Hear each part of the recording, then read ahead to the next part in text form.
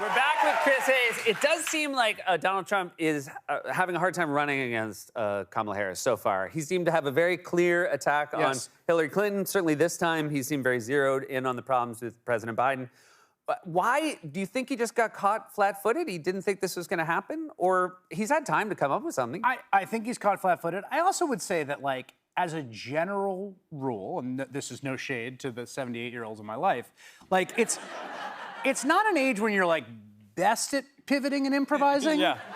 And so I do think, like, it is funny that, obviously, for all the reasons that we've, discussed, that Joe Biden's age was a central issue. Then he dropped out, and now it's like the other guy still is 78 and still would be the oldest man ever sworn into the presidency for to serve a term. And I do think, like, he has no events this week. Did you see that? None. He's got none. I literally was just on our editorial He's call. celebrating Labor Week? Yeah, he's celebrating Labor Week. Just like 30... I do Labor Week. Guilty. I'm guilty of it. If I'm guilty of anything, it's that I do Labor Week. Donald Trump says, nothing's too good for the working class, says Donald Trump. Yeah, he's doing 36 holes a day, I would imagine. But I think that it is I don't know how much he really wants to be president of the United States. Yeah. He's 78 years old. Mm-hmm. And I think the other thing that has been really interesting is he is clearly, all he wants to do is talk about Kamala Harris's race, gender, and identity. Mm-hmm. But that's really gross and people don't like it. Yeah. And he hasn't, he knows, he sort of does. I mean, he knows it. There's some, I mean, to the extent that the man has a super ego, which I don't really know if he does, but there's some part of him that understands it's not the winning attack on her, but he does want to be like, she's really dumb. Yeah.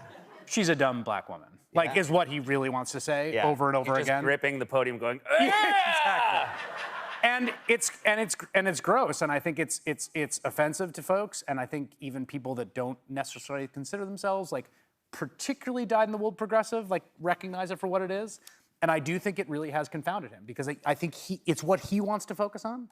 It's what drives him a little crazy about her as this sort of this upstart. She's not an upstart; she's like a 59-year-old woman, but to the extent that he says it does not help him politically.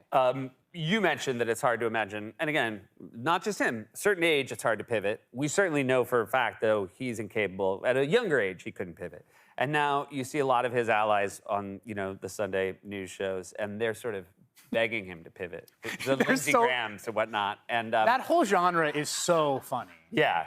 It's just such a... Do you think they just want to say it on TV so that we all know they tried?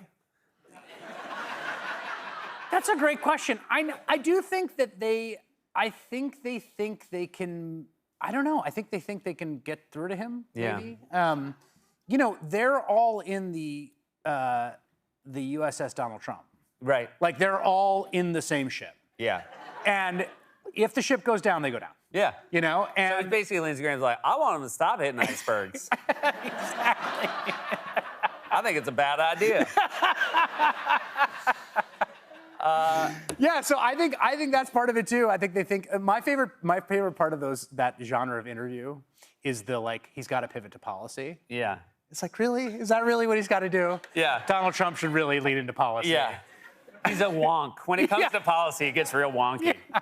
I want to ask about this. It's very cool. You're doing a live event on Saturday, September 7th. Look at this. We look like the MSNBC. Warriors here, I know. Don't we? It's like, and we're about to kick your ass. Yeah. Like, you said you want to do this. Which one of them has the worst table manners? This is a live event you're doing in Brooklyn. We're doing a live event in Brooklyn. I'm very excited. I'm a theater kid at heart. Yeah. And I love, you like performing in front of live audiences. I do. I like live audiences a great deal. Just for that sort of thing, that soft pander. Exactly, I was just gonna say. Yeah. So I love doing live stuff. I think this is a brilliant idea. I'm excited to meet some folks. I'm gonna actually do an event talking about sort of election litigation in the Supreme Court with my favorite legal scholar. Yes, your wife, Kate Snow. Who is... Shaw, my wife, Kate Shaw. Sorry. Let's do that again. Who was... With your wife, Kate Shaw. Yes, exactly. Kate Snow is what they call her in Iceland. It's like in Game of Thrones, where if you're from the north. Would it be funny if I just went along with it again? Yeah, I know. I will say that your integrity has just been really great tonight. I would love if you had less and didn't call me out every time I got a massive fact wrong. Like the name This is of why, like the name of your wife. Something no one's gonna like. This is why a woman should take a man's last name. I know.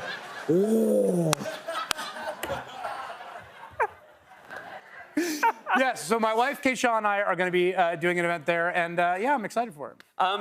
Is she excited? That's a great question. Yeah. Because I'm assuming you're running the panel. It's just a Q&A. I'm just going to talk about stuff. I mean, this is, she thinks about this stuff all the time. I think about this all the time, so this should be a pretty, like, easy thing. Although it is, it's a Saturday. I don't know if it counts as a date. Oh, interesting. Like, were you going to try to pass it off as a date? You want to go to Brooklyn? You mentioned being a theater kid. You were a playwright before it all went newsy. Yeah, I tried to write plays. I directed plays. I acted in plays. I tried to do all how many plays did you write? Oh, my gosh. Oh, wow. That too many to... no, like I wrote 3 or 4 probably. It would be really funny if you were like, 2. There was just an article in Playbill about your playwriting days. Yeah, it was. It was very fun to be. I was thinking about what a delight it would be to the 23-year-old version of me to be profiled in Playbill. Yeah. And how shocking the trajectory would have been. Well, the funny thing would be, you're like, oh my God, I'm in Playbill, and they're like, yes, but as a person who's in news. Yes. Exactly. I can't wait for the live show. I can't wait to follow you for the next 67 days. It's gonna be strap in. It's gonna be something. All right. Thanks for being here. It's always such a here, pleasure. You guys, that's Chris Hayes. You can see him live in New York, Brooklyn Academy of Music on September 7th with other MSNBC hosts at the MSNBC Live Democracy 2024 event. And All In with Chris Hayes airs weeknights on MSNBC. Right back with you.